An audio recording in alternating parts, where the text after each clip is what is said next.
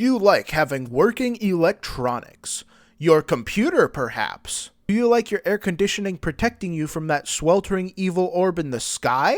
Perhaps having your car so that you can go places? Or even having lights so that you don't have to go to sleep when it gets dark? Well, today in our world, if such things break, you call a mechanic. And today we are talking about the Warhammer equivalent of mechanics. Except instead of having a toolbox and a trusty trucker's hat, they have a red robe, several mechanical arms, and they fix your machines by kneeling over them and praying, and somehow that works. Oh, and is that computer not built out of a human skull? Put him in the contraption. Yes, today we are doing a Factioned Explain video on the Adeptus Mechanicus, one of my personal favorite factions in all of the Imperium. I am your host, Inquisitor Calliope, and this is Warhammer Explained. Before we get into the video today, remember to like, comment, and subscribe.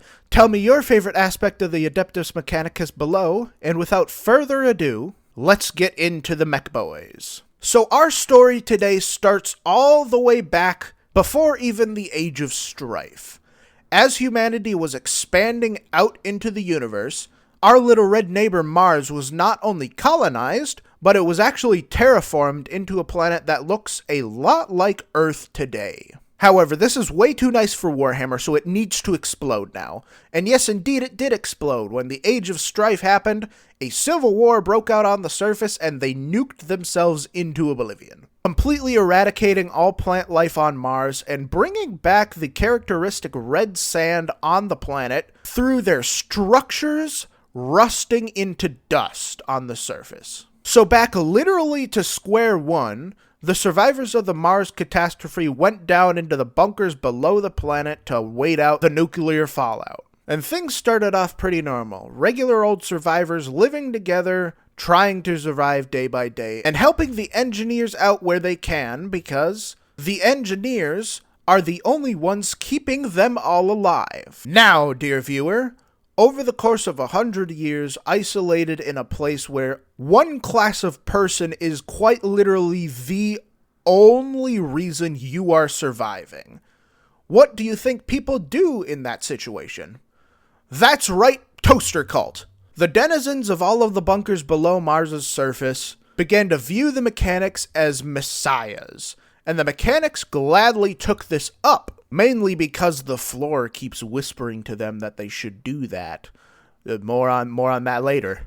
So over those 1,000 years of the Age of Strife, the regular old guys below the surface morph into these guys. And like every good cult, they have an interesting belief system. Getting into that, the first tenet of the Adeptus Mechanicus is that the flesh is weak. Their thought process is humanity made the surface what it was above through their little flesh brain. If they had cool electronic tech brains, that definitely would have happened. X'd it out, but it definitely would have happened. This line of thinking encapsulates that every human who wants to worship the Omnissiah properly needs to over time replace their flesh with steel. That's why you get the absolute masterclass body horror creations that are the tech priests. Essentially going from this little guy in a robe, to this person with a little bit of enhancements, to this person with quite a few enhancements, to just an amalgamated soup of machine parts that vaguely do something. But of course, that's not where their ideology ends. This is something that was much less pronounced during the time of the Great Crusade, and it became much more intense as time went on after those 10,000 years. But the second ideology is that knowledge is not something that is learned or developed, but granted. And by extension, all the knowledge that there is to know in the universe was already granted to the humans of before. So by that logic, all they have to do is go out and find said knowledge. And that makes up pretty much every action the Adeptus Mechanicus themselves take. If you see them out in the story, even when they're mainly helping somebody repair the machines,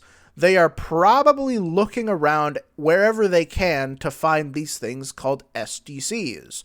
As the third tenet is that knowledge is really the only thing that matters, beyond even human life, which brings us to the reason why the Adeptus Mechanicus are honestly one of the more evil factions in all of the Imperium. And this doesn't translate to self-sacrifice for themselves, oh no. Those tech priests, they have the most knowledge downloaded into them, so they must be protected at all costs. This ultimately gives them an attitude to humanity as a whole, including stuff such as Space Marines, that all of that is just completely expendable. If something can be sacrificed to save knowledge, it absolutely should, and if they get their way, it will be.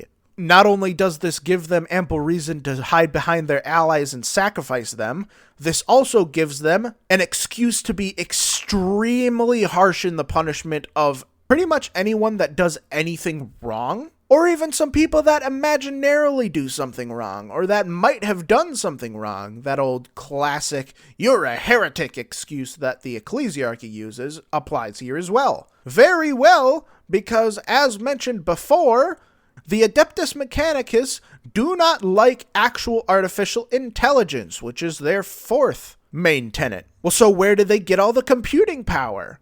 Well, lucky prisoner, you just happen to have a computer in your brain perfectly working.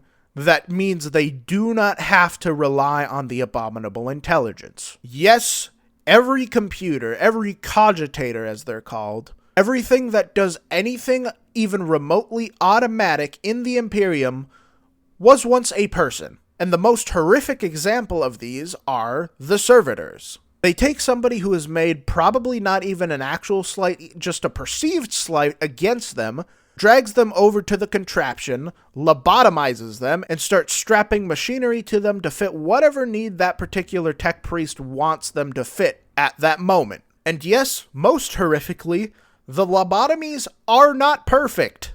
It is a common problem that the servitors one day suddenly just wake up. So now that we've met these guys, let's get into a little bit of their history. One of the first things that happens in the modern timeline of the Imperium is that the fully conquered Earth under the Emperor starts expanding out into the stars and immediately meets these guys. Now, interestingly enough, the Emperor, despite hating every form of religion that there is, decides that the mechanics can keep their religion. And there's actually a very good reason for this, even with the hypocrisy. The Adeptus Mechanicus literally worship machinery. The Emperor's new Imperium could probably have taken them out, but it would cripple both of them. And honestly, the Mechanicus have all of these weapons and armor anyway. Why not just make a deal with them so that they can apply that technology to the Imperium instead? So that's exactly what he does. He visits them down on the planet of Mars. They look at him and say, "Oh hey, it's the Omnissiah." And he makes a treaty with them that makes them semi-independent within the Imperium, and in return they supply the weapons and armor necessary for the Imperium's conquest of the stars. So now that that treaty is set up, let's take it to its breaking point. During the Horus Heresy, the Adeptus Mechanicus, known as the Cult Mechanicum at the time, decides to get back to its roots and do a little bit of a civil war.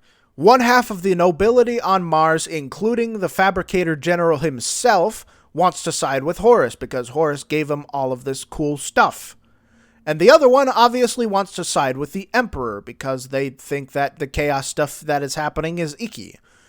They nearly rip themselves apart, but ultimately the main details will be saved for a Horus Heresy video on the Mechanicum at some point. What you need to know is that the Loyalists eventually win, and the traitors, including that Fabricator General guy, jet off to make the Dark Mechanicum, essentially their version of the Heretic Marines. Now, dear viewer, if you would remember towards the start of this episode, I mentioned that the ground was whispering to these people.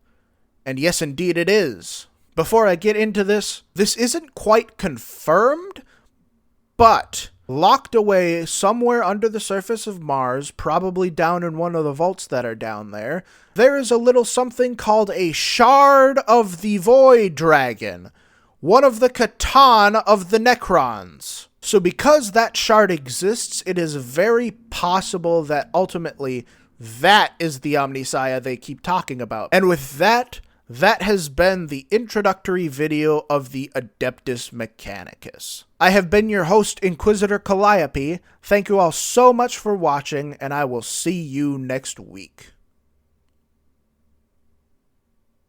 Goodbye!